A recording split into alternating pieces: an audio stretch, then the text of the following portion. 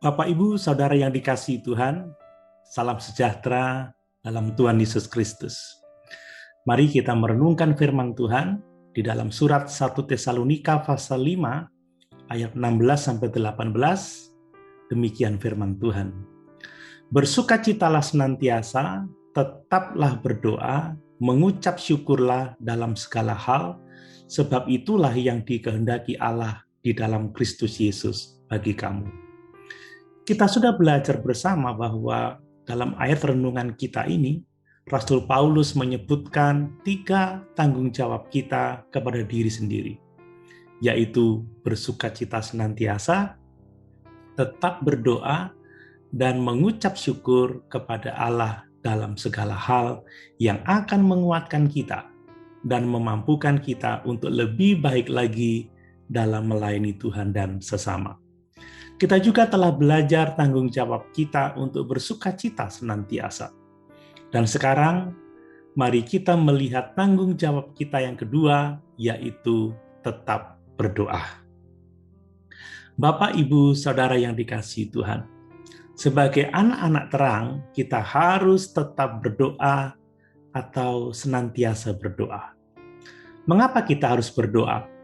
Sebab di dalam doa, kita menemukan belas kasihan, kasih karunia untuk mendapat pertolongan pada waktunya.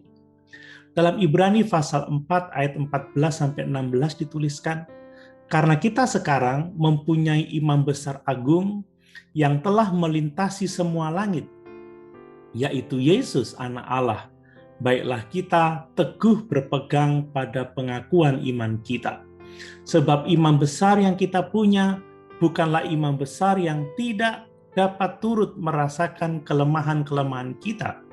Sebaliknya, sama dengan kita, ia telah dicobai hanya tidak berbuat dosa.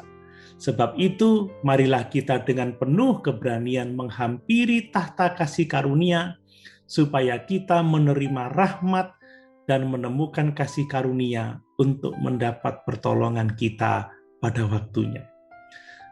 Perhatikan bahwa menghampiri tahta kasih karunia di sini adalah berdoa di hadirat Tuhan. Imam besar agung, sumber pertolongan kita. Dengan berdoa, kita akan mendapatkan kasih karunia untuk menemukan pertolongan kita pada waktunya. Yang berikutnya, mengapa tetap berdoa? Sebab di dalam doa, kita dapat mengakui dosa dan mendapatkan pengampunan. Dalam 1 Yohanes pasal 1 ayat yang ke-9 dituliskan, jika kita mengaku dosa kita, maka Ia adalah setia dan adil, sehingga Ia akan mengampuni segala dosa kita dan menyucikan kita dari segala kejahatan. Di dalam doa, kita dapat mengakui dosa kita dan menerima pengampunan Tuhan yang setia dan adil, dan yang akan mengampuni dosa kita dan menyucikan kita dari segala kejahatan. Yang berikutnya, mengapa tetap berdoa? Sebab di dalam doa, kita menemukan damai sejahtera Allah untuk mengalahkan segala kekhawatiran. Di dalam 1 Petrus pasal 5 ayat 7 dituliskan, serahkanlah segala kekhawatiranmu kepadanya, sebab Ia yang memelihara kamu. Dengan menyerahkan kekhawatiran kita kepada Tuhan dalam doa, kita akan mengalami damai sejahtera. Dalam Filipi pasal 4 ayat 6-7 Rasul Paulus menuliskan, janganlah hendaknya kamu khawatir tentang apapun juga, tetapi nyatakanlah dalam segala hal keinginanmu kepada Allah dalam doa dan permohonan dengan ucapan syukur. Damai sejahtera Allah yang melampaui segala akal akan memelihara hati dan pikiranmu dalam Kristus Yesus. Bapak, Ibu, Saudara yang dikasihi Tuhan, bagaimana caranya kita dapat membangun kehidupan doa yang baik? Yang pertama, kita harus memberikan waktu khusus untuk berdoa yang akan menolong kita untuk membangun kehidupan doa. Perhatikan beberapa contoh dari Alkitab. Daud, seorang yang berkenan di hati Allah, dia memiliki waktu-waktu khusus untuk berdoa. Di dalam Mazmur pasal 55 ayat 17-19 dituliskan, tetapi aku berseru kepada Allah dan Tuhan akan menyelamatkan aku. Di waktu petang, pagi, dan tengah hari, aku cemas dan menangis, dan Ia mendengar suaraku.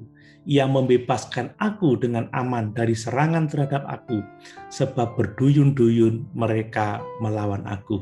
Perhatikan, Daud, dia memiliki waktu-waktu untuk berdoa. Dia sebut di waktu petang, pagi dan tengah hari.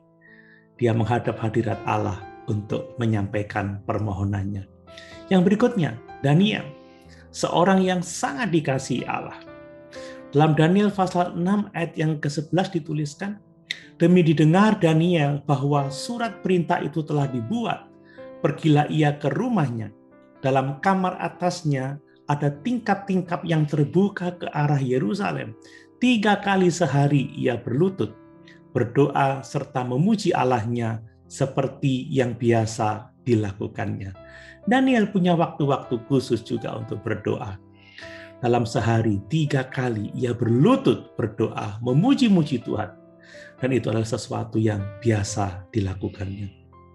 Bapak, Ibu, Saudara yang dikasihi Tuhan, paling tidak luangkan waktu setiap hari untuk diri sendiri, agar kita dapat berdoa kepada Tuhan sesuai dengan situasi dan kondisi Bapak, Ibu, Saudara sekalian.